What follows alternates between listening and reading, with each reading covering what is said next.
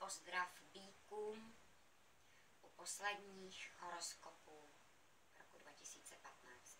Fakt jsou poslední, uvidíme se až v lednu, jsou sváteční a i pro bíky jsou víceméně pěkný horoskopy. A myslím si, že, nebo takhle, divila bych se, kdyby tento týden, tedy v týdnu od 6. bíci, který hledají práci, třeba nenašli a možná by mě i překvapilo, kdyby některým mnoha bíkům třeba nepřidali v práci a tak. Budete mít jednak štěstí po rovině hmotný, jednak budete pracovně velmi výkonný, jednak vám to bude dobře myslet, mohly by se vám dít prostě samý pozitivní záležitosti a tohle vám vydrží, vlastně to velmi příjemný týden i pro bíky a vydrží vám to vlastně až do 11. kdy se tak trošku všeho pustíte. U bíků by to mohlo vzít na sebe podobu takových jakoby neúplně vyrovnaných záležitostí a jednání v rámci domova s rodinnýma příslušníkama a tak podobně. I třeba ohledně bydlení toho 11. 12. je takové jakoby neúplně příjemný období, kdy to od vás bude vyžadovat pevný nervy, abych tak řekla, ale to je jenom pár hodin, rozhodně to není takovej horor jako na konci listopadu. Máme tady ještě jeden aspekt, který je nepříjemný, ale ten bude až koncem prosince. Hnedka na to vlastně navazuje 13. 14. prosince, kdy tam je takovej silný Neptun, čili bíci budou spíš přemýšliví, spíš po té rovině takový tý duchovní i, že hodně bíků oproti svým víceméně zvyklostem, protože bejk je zemitej praktický, tak vás to hodí spíš do takového duchovna ke studiu, bíci, který třeba budou v této době dělat zkoušky, které budou ústní například, anebo budou vyžadovat umět popsat něco, co si lze pouze představit. Tak by se mohlo, tohle období by se mohlo bíkům hodit, současně by mohly být velmi kreativní, co se týče třeba nakupování dárků, protože ten Neptun v nás vlastně podpoří takovýto vnímání, obrazotvornost, fantazii, umět si představit v reálu věci, které vlastně ještě reální nejsou a tak podobně. To by se bejkům mohlo hodit třeba zvlášť u toho nakupování dárků, upečení cukroví třeba, jo? Budete tvořiví, si budete pít perníkovou chaloupku, jako já nejsem bejk, tak je to prostě o tom, že si budete perfektně umět představit, co chcete vytvořit, a následně by se vám to mohlo i podařit, protože hnedka na to potom navazuje týden od 15., který je velmi příjemný i pro bejky. Bude to hodně o lásce, bude to hodně o tvořivosti, o touze udělat něco dobrýho, všímat si druhýho člověka. Také vás by si mohl někdo všimnout. Je to takový láskyplný, velmi příjemný období, ve kterém nám přeje nejenom Venuše, ale i Mars, Uran, ale zůstává tam i ten Neptun. To znamená, že pořád tam pracujete intuitivní, takový, co bejci třeba potřebujou do určitý míry. Jednoduše je to velmi příjemný týden.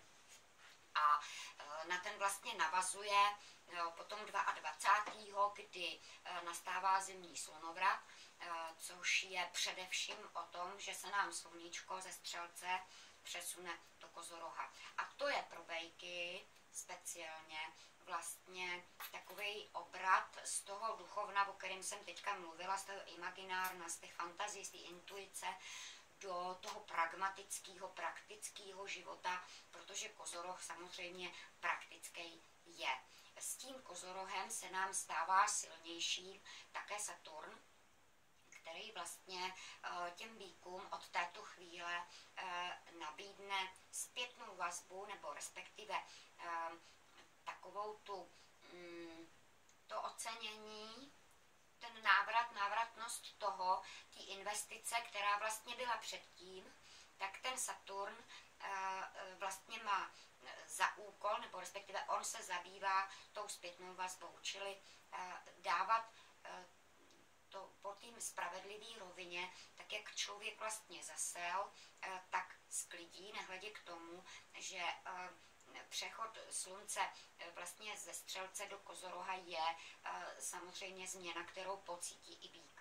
Býk se stane praktičtější, pragmatičtější, budete víc uvažovat po rovině hmotný, což samozřejmě nemusí být nutně o tom, že se stanete usedlí, takový morousové, to tak není, protože oni tam ty aspekty jsou i docela pěkný, takže vedle toho, že ten Saturn začne fungovat po rovině té zpětné vazby, tak by minimálně měl začít tou pozitivní zpětnou vazbou, to znamená, měl by začít Býkům nadělovat spíš ty příjemné věci. Samozřejmě ne všichni Býci na světě udělali v životě dobrý záležitosti, nebo prostě se nějak zabývali dobrem, čili pokud jste se zabývali dobrem, tak se vám to v dobrém teďka v podobě toho silnějšího Saturna od toho 22.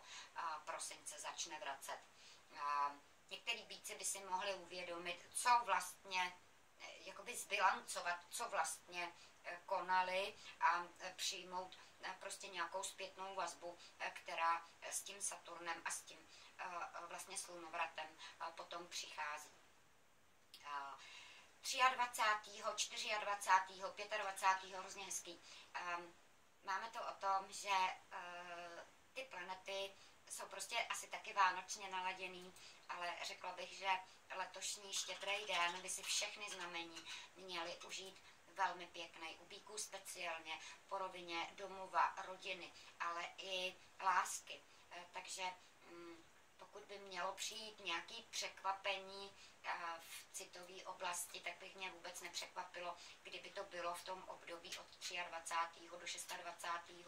a zhruba do 26. prosince, protože tam je to o Venuši, tam je to o spoustě planet, které jsou velmi hezký a velmi příjemný. Více budou milí, budou ovládaný Venuší a myslím si, že budou i přívětiví a taky budou vlastně přitažliví tím pádem.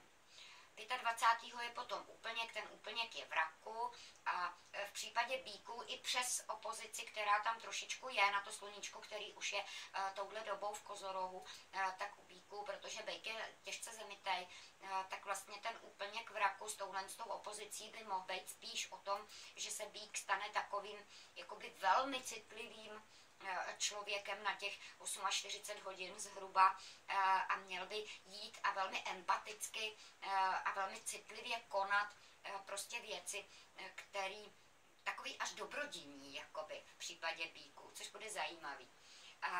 První, druhý svátek vánoční si myslím, že bude v podobném duchu u Býků a teďka si jenom upozorním na ten trošku problematický aspekt, který začíná 28. prosince.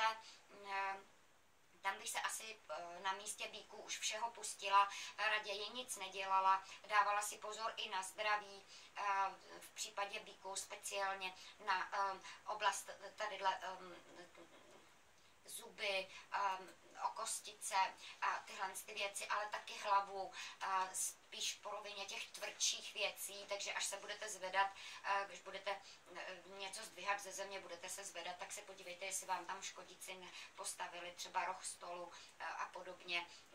Samozřejmě, že to všechno přežijeme, jenom taky by to mohlo být o rodinných příslušnících starší generace, kdy mluvím spíš o zdravotním stavu nebo nějakých starostech v oblasti rodiny, kdy ten poslední týden vlastně v tom prosinci u Býků by mohl od nich vyžadovat příliš mnoho řešení po praktické rovině a zdravotní rovině nejen u nich, ale i u okolí. Po rovině zdravotní, jak říkám, ten poslední týden, jinak v rámci vlastně celého prosince by měli být Býci víceméně zdraví, aktivní, akční a ten poslední týden by si měli dávat pozor na ty věci, které jsem jmenovala, to znamená především o kostici, hlavu a takové záležitosti, kosti, klouby a tak. Jinak si myslím, že ten prosinec je i pro Býky velmi příjemný a přívětivý. A já vám teda popřeju všechno nejlepší do nového roku, užijte si krásný Vánoce, mějte hezký Štědrý den a uvidíme se v lednu.